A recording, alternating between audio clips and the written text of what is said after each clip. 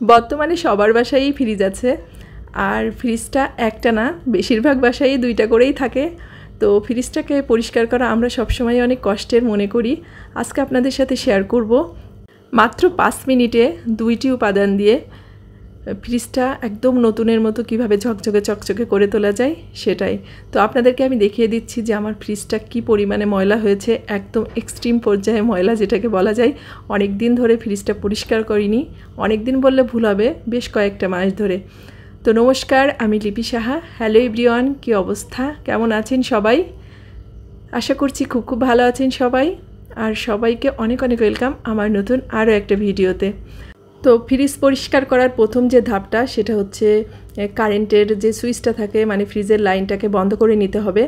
আর আমি হচ্ছে সুইচটাকে অফ করে নিয়ে তারপর ফ্রিজের মধ্যে যা জিনিসপত্র ছিল সবগুলোকে বের করে নিয়ে এই যে ট্রেগুলোকে ছিঙ্কে এনে ভালো করে ধুয়ে উপর দিয়ে রাখলাম। কারণ ফ্রিজটা পরিষ্কার করতে করতে দেখা যায় যে এই ট্রেগুলো বা ডয়ারগুলো সব শুকিয়ে যাবে। আর সবাইকে একটা কথা বলতে চাই, রান্নাঘরে আপনার কোনো জিনিস থাকুক বা না থাকুক, অবশ্যই একটা সাদা সিরকা বা ভিনেগার রাখার চেষ্টা করবেন, যেটা পরিষ্কারের জন্য খুবই গুরুত্বপূর্ণ। আর এই যে আমি এখানে একটু উষ্ণ গরম জল নিয়েছি আর তার মধ্যে সাদা সিরকা দিয়ে দিয়েছি আর সাদা টুথপেস্ট। তো পেস্টটা কোলগেটের হলেও হবে বা অন্য কোনো ব্র্যান্ডের সাদা একটা পেস্ট হলেই চলবে। তো ওটাকে জলের মধ্যে ভালো করে গুলে নিয়েছি। এখন একটা কাপড়ের টুকরা নিয়ে নিয়েছি, তো ওটা দিয়েই ফ্রিজটাকে আস্তে আস্তে ঘষে আর কি পরিষ্কার করে নেব। আর এই ভিনেগারের উপকারিতা এটা বলে শেষ করা যায় না। আপনি রান্নাঘরের কোনো কিছু পরিষ্কার করতে যাবেন, তেল কাস্টে অথবা ফ্রিজ, এই ধরনের জিনিসগুলো পরিষ্কার করতে গেলে এই ভিনেগারটা ভীষণ উপকারী। আর এই ভিনেগার কী করে, ফ্রিজের যে দুর্গন্ধটা থাকে সেটা তো দূর করে, সাথে সাথে ফ্রিজটাকেও পরিষ্কার করতে অনেক সাহায্য করে। তো আমি পুরো ফ্রিজটা উপরের পাশটা আর কি পরিষ্কার করে নিয়েছি, দেখেন একদম পুরো পরিষ্কার হয়ে গেছে। এখন বাইরে দরজার সাইডের যে রাবারটা আছে সেটাকেও পরিষ্কার করে নিচ্ছি।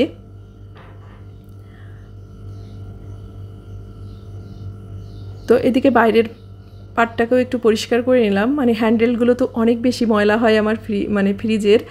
আর এইদিকে দেখেন এই পাশের যে সাইডটা আছে মানে ডয়ারগুলো, এগুলো কি পরিমাণে ময়লা হয়েছে। তো এগুলোকেও আর কি ওই একই জল দিয়ে পরিষ্কার করে নিব।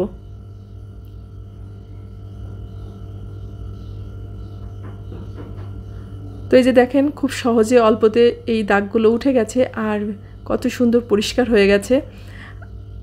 আর এই পাশের দরজাটায় রাবারটা আমি এই যে কাপড়ের টুকরার সাথে খানিকটা পেস্ট নিয়ে নিয়েছি, তো সেটা দিয়ে সামান্য একটু ডলা দিয়েছি, দেখেন কি পরিমাণে সাদা হয়ে গেছে, মানে পরিষ্কার হয়ে গেছে।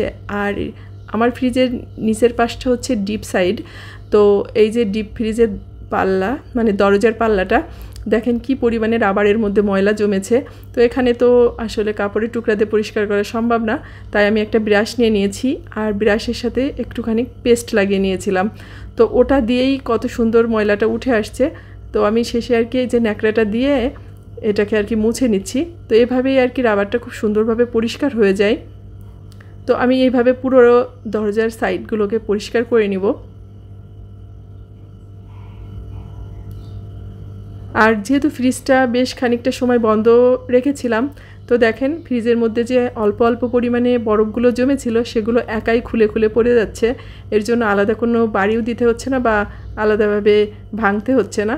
তো নিচেও অনেকটাই বরফ জল জমেছে। তো ফ্রিজটা আসলে পরিষ্কার করার বেশ খানিকটা আগে যদি বন্ধ করে রাখা যায় তাহলে বেশ ভালো হয়। তো আমি এই জলটাকে আগে হচ্ছে এই যে একটা শুকনা কাপড় নিয়ে নিয়েছি, তো এটাকে আর কি প্রথমে মুছে নেব। আর পুরো ফ্রিজটাই আমি পরিষ্কার করে নিয়েছি ওই জলটা দিয়ে। এখন একটা পরিষ্কার জল দিয়ে আবার ওই কাপড়ের টুকরাটা দিয়ে পুরো ফ্রিজটাকে মুছে নিচ্ছি। তো এভাবেই কিন্তু আপনারা খুব সহজে বাসায় আর কি ফ্রিজটাকে পরিষ্কার করতে পারবেন।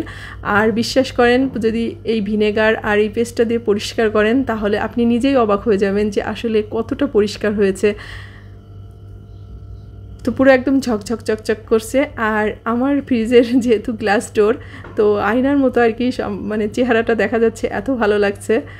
তো যাই হোক, এদিকে আমার পুরো ফ্রিজটাই প্রায় পরিষ্কার করা শেষ।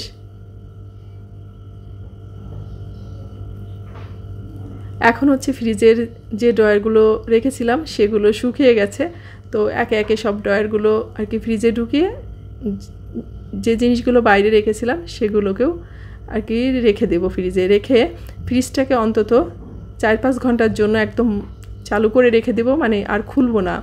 তো যাই হোক, এই যে সব ড্রয়ারগুলো এখনই ঢুকিয়ে দিলাম। তো আপনারাও কিন্তু খুব সহজে এভাবে বাসায় ফ্রিজটা পরিষ্কার করে নিতে পারেন। তো আপনারা দেখেই বুঝতে পারছেন আসলে কতটা পরিষ্কার হয়েছে।